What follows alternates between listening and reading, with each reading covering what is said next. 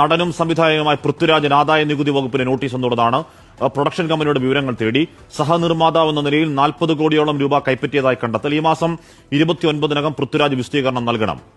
അശ്വിൻ പാലാഴി വിവരങ്ങളുമായി ചേരുന്നു. അശ്വിൻ, ഇത് പ്രതിപക്ഷം പറയും അപ്രതീക്ഷിതമല്ല, എംപുരാൻ ഇമ്പാക്ട് ആണെന്ന് പറയും. അശ്വിൻ, എന്താണ് ഈ നോട്ടീസിന്റെ വിവരങ്ങൾ? എന്താണ് ആദായ നികുതി വകുപ്പ് നൽകുന്ന വിവരം? എമ്പുരാനുമായി ബന്ധപ്പെട്ട വിവാദങ്ങൾ തുടർക്കഥയായി നടന്നുകൊണ്ടിരിക്കുന്ന സാഹചര്യത്തിൽ പൃഥ്വിരാജിന് ഇത്തരത്തിലൊരു നോട്ടീസ് വന്നത് സ്വാഭാവികമായും വീണ്ടും ഒരു വിവാദമാകും എന്നുള്ള കാര്യത്തിൽ സംശയമില്ല. പക്ഷേ ആദായ നികുതി വകുപ്പ് ഉദ്യോഗസ്ഥരുമായി നമ്മൾ സംസാരിക്കുമ്പോൾ അവർ വ്യക്തമാക്കുന്ന ചില കാര്യങ്ങളുണ്ട്. 2022 നമ്മൾ എല്ലാ വാർത്തയിലെല്ലാം നിറഞ്ഞതുപോലെ പൃഥ്വിരാജിന്റെ പ്രൊഡക്ഷൻ കമ്പനിയിലും അദ്ദേഹത്തിന്റെ ഓഫീസിലുമൊക്കെ ആദായ നികുതി വകുപ്പിന്റെ ഒരു റെയ്ഡ് നടന്നിരുന്നു. അതേ ദിവസം തന്നെ ആന്റണി പെരുമ്പാവൂർ ലിസ്റ്റിംഗ് ചീഫ് അടക്കമുള്ള ആളുകളുടെ ഓഫീസുകളിലുമൊക്കെ ഈ റെയ്ഡ് ഒരേ സമയം നടന്നതാണ്. അന്ന് നടന്ന റെയ്ഡിന്റെ ബാക്കി പത്രം എന്നോണമാണ്, അതിന്റെ തുടർ നടപടികൾ എന്നോണമാണ് കഴിഞ്ഞ ദിവസം പൃഥ്വിരാജിന്റെ ഒരു നോട്ടീസ് ആദായ നികുതി വകുപ്പ് അയച്ചിരിക്കുന്നത് എന്നുള്ളതാണ് ഔദ്യോഗികമായി ഉദ്യോഗസ്ഥർ നൽകുന്ന വിശദീകരണം. അതല്ലാതെ എമ്പുരാൻ വിവാദങ്ങളുമായി ബന്ധപ്പെട്ട കഴിഞ്ഞ ദിവസം നൽകിയിരിക്കുന്ന നോട്ടീസിന് യാതൊരു ബന്ധവുമില്ല എന്നുള്ളതും അവർ വ്യക്തമാക്കുന്നുണ്ട്.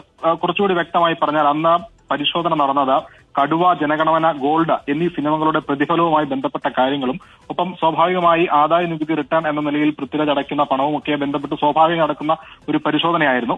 അതിന്റെ തുടർ നടപടികളാണ് ഇപ്പോൾ പറയുന്നത്. അന്ന് ഗോൾഡ് അടക്കമുള്ള സിനിമകളിൽ അദ്ദേഹം പ്രതിഫലം വാങ്ങാതെയാണ് അഭിനയിച്ചത് എന്നുള്ള കാര്യം അദ്ദേഹം തന്നെ പല ഇന്റർവ്യൂകളിലും വ്യക്തമാക്കിയതാണ്. എന്നിട്ടും 40 കോടിയോളം രൂപ അദ്ദേഹത്തിന്റെ കൈകളിലേക്ക് എത്തി എന്നുള്ളൊരു കണ്ടെത്തൽ ആദായ നികുതി വകുപ്പ് അന്ന് നടത്തിയതാണ്. തുടർന്നാണ് കൂടുതൽ നടപടികളിലേക്ക് ആദായ നികുതി വകുപ്പ് അന്ന് കടന്നത്. എന്തായാലും ഏപ്രിൽ 29-നകം ആ പണം സംബന്ധിച്ച വിവരങ്ങളിലടക്കം പൃഥ്വിരാജ് ഒരു വിശദീകരണം നൽകണം എന്നുള്ളതാണ് ആദായ നികുതി വകുപ്പ് അവസാനമായി നൽകിയിരിക്കുന്ന നോട്ടീസിൽ പറയുന്നത്.